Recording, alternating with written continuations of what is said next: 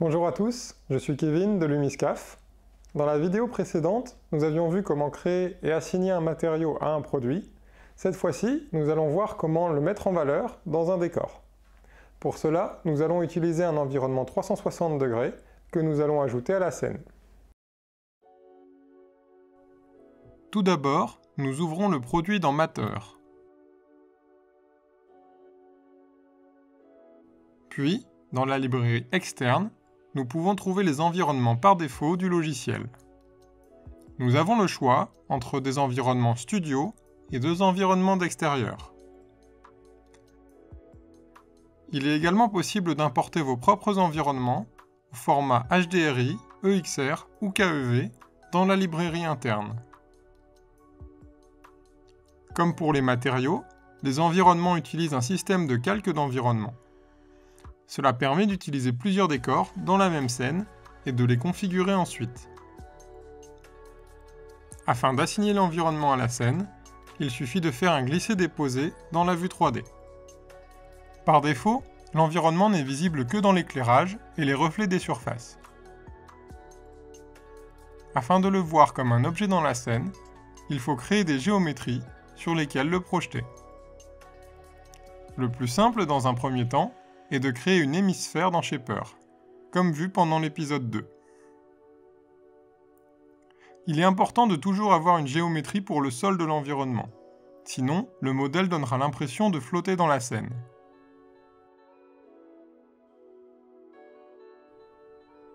Ensuite, dans Matter, on crée un matériau de type environnement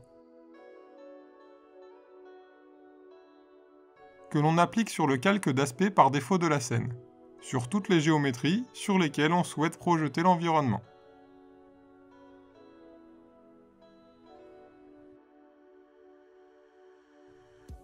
Si l'on double-clique sur l'environnement actif, on accède aux propriétés de l'environnement. Vous pouvez aussi y accéder par un clic droit.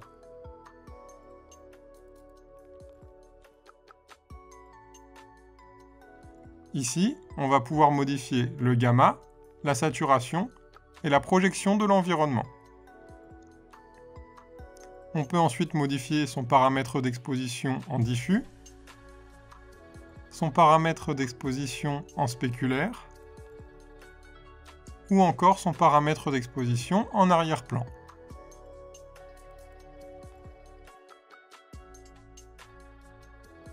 On peut également régler les paramètres de résolution pour les reflets et pour l'arrière-plan.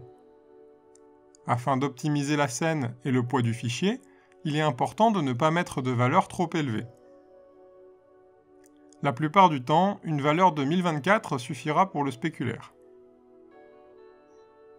Pour l'arrière-plan, il y a également la possibilité de mettre une image de l'environnement au format JPEG ou PNG, afin d'optimiser le rendu.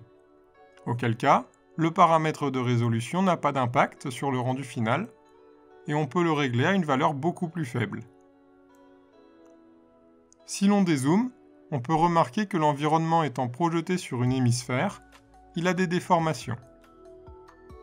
Pour corriger cela, il nous faut créer plusieurs géométries sur lesquelles le projeter, et adapter ces géométries à l'environnement utilisé. Afin de faciliter la tâche, on peut utiliser la fonction de vue 3D déportée qui existe depuis la version 2020 de Patchwork 3D. On la trouve ici, et cela nous permet d'avoir une vue Matter dans Shaper. On va ici créer un nouveau plan qui servira de mur.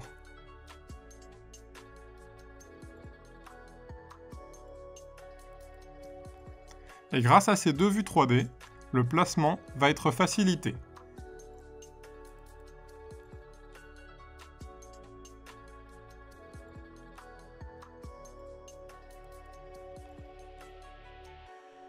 On peut ensuite appliquer le matériau environnement à cette géométrie et on corrige ainsi la déformation.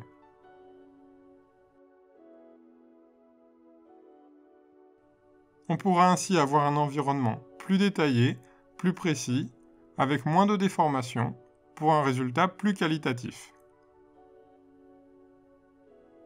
Merci à tous d'avoir regardé cette vidéo. Nous vous attendons sur le forum de Patchwork 3D si vous avez des questions sur les environnements ou les décors. ou si vous souhaitez échanger avec nos équipes. Dans la prochaine vidéo, nous verrons comment créer des règles de configuration afin de présenter des variantes du modèle.